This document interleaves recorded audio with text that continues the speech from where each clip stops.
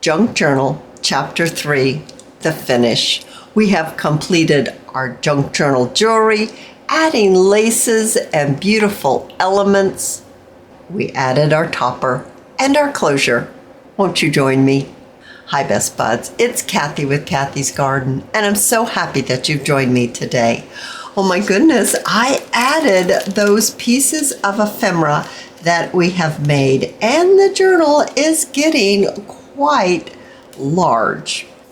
I really love the addition of adding the embossed pieces. I think it just adds something extremely special. And then I made a tag out of the white ones that I enhanced with the ink.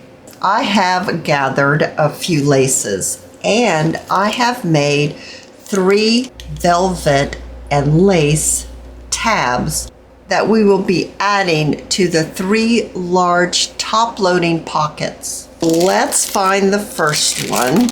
Here it is, right here. So I added a very large journaling card, and then I covered it with book page on the back. When I was adding the ephemera to these pages, I tried to remember that I wanted to add my fabric tab. I really think this will be beautiful, and my thought is I needed something a little firmer to add our junk journal jewelry to. Yes, we will be making some junk journal jewelry in this video together. The tabs have been added. Oh, I love the colors. And here they are on the large top-loading pockets. Oh, they blend so nicely. Now I need to decide, where do I want a little bit of lace to stick out? I definitely think on this second piece, this second page, this is the cover. So on this page, I just need to decide what one do I want.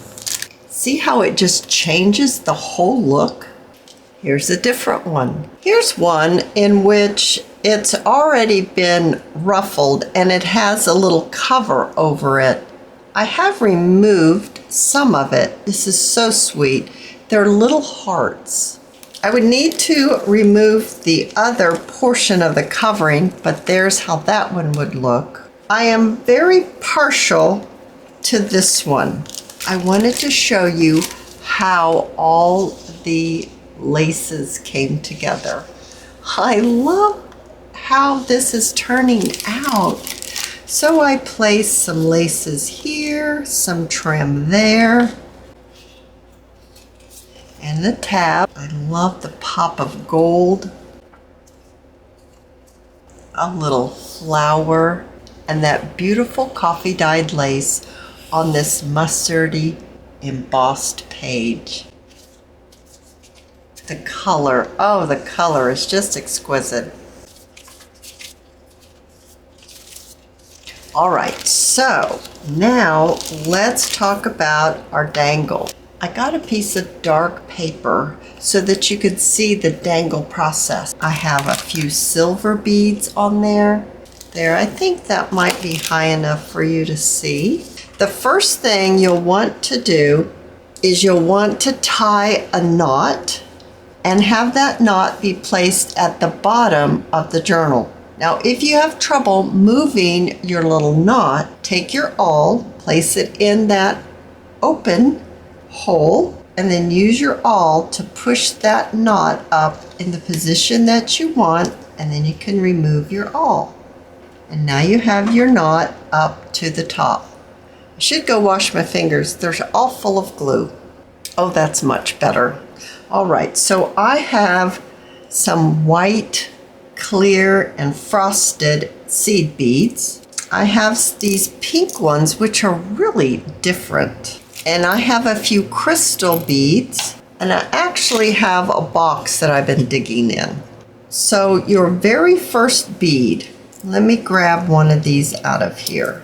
You will need your bead to have a hole big enough to where you can place your thread through the hole And then you're going to go back around that hole, pull that thread tight, and then you can stick your thread back through. And you want that circle again, because you're double threading your bead to make sure it stays in place. Take your awl, place it in that hole, and push your bead up to the knot that you created at the very top. And then remove your awl, and now you have your first bead in place. And then select your beads and string them on. I didn't show you my silver box. I have a silver box of beads too. My desk has gotten a little out of hand, just saying. Yeah, I'm kind of having a hard time moving with all this stuff out and about.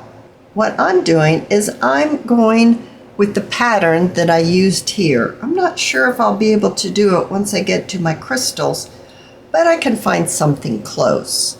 Now, you don't have to do a pattern. You can just place them as you go, just what you think will go well with your journal. Now here comes a larger crystal. I don't have one in my dish here, so I'm going to go back to my box. I've had these for so long. When I used to make jewelry, and I just hung on to them. When you get to the end, you double thread your bead like you did at the top.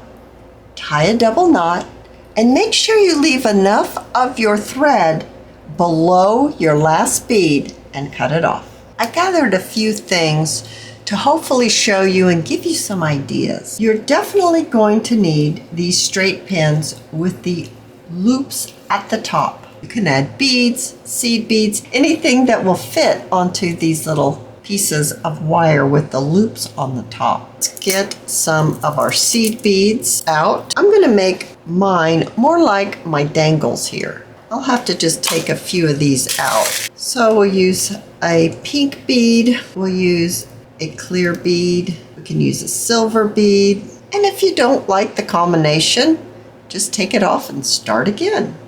And you can make them as long as you want. Now you'll want to stop once you get close to the top. I have two tools. I'm going to bend the top of my wire completely over.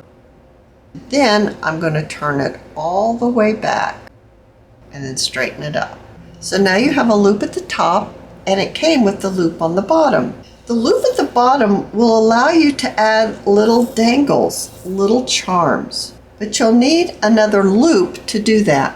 With these small little loops, you're able to open them up. You just look for the opening, and it's right here. You take your other tool and you open it up. So now it's open. I'm laying it down so hopefully you can see that it's open. Take your loop and choose whatever you would like to have hang down.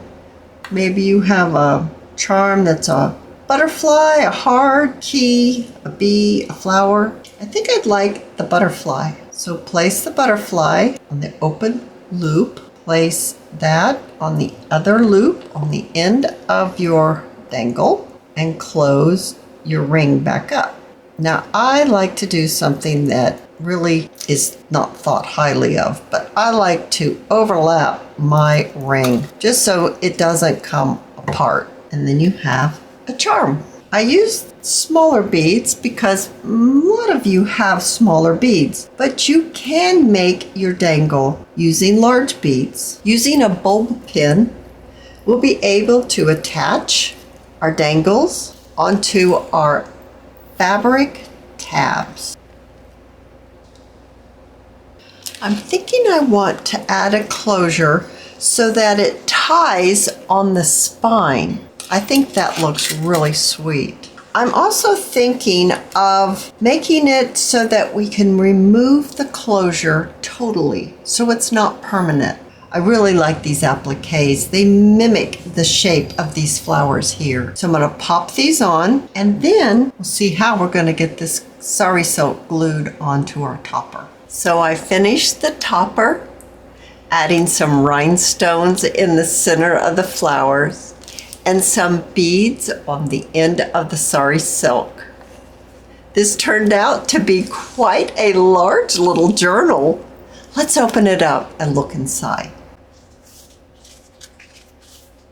So you can remove the topper, and I backed it so it will hold the sari silk in place. I added the lace on the first page because this is the cover. A little belly band, small flip, some lace on the edge. I love how the book page became a pocket, and we added 2 tags. Another little side tuck. I love this embellishment here on this page and this coffee dyed lace. I popped a little dangle right here. Here's the piece of ephemera we made together, and I backed it with some lined book page.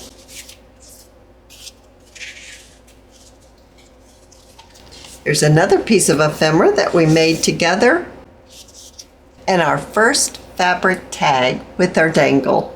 2 pieces of ephemera that we made together, and this pop of gold. I love how that looks with the daffodil or the jonquil. I'm not sure which one you want to call it.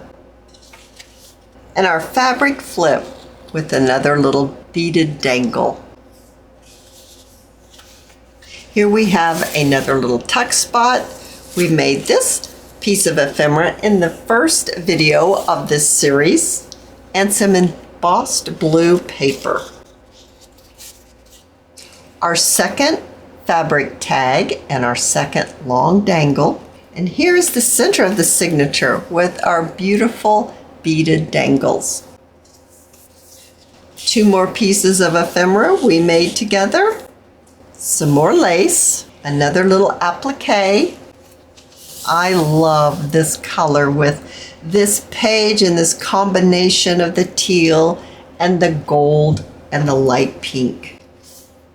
The embossing of this paper is gorgeous. A little tag, and right here we have a pocket that I have placed a replica of a vintage letter that is embossed, and then I just placed half of the letter in the pocket and then paper clipped it on. This little flip we made together, and it flips up.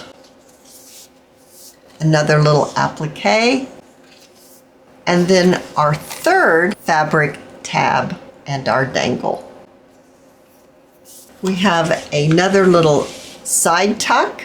Oh, don't you love that little tag? A little more lace on our guest check, some more trim, another applique, a little tuck spot. We made these 2 together as well, and we made this one, and it folds down. This is a lovely pocket, and I have embossed an envelope and highlighted it with a beautiful pink color.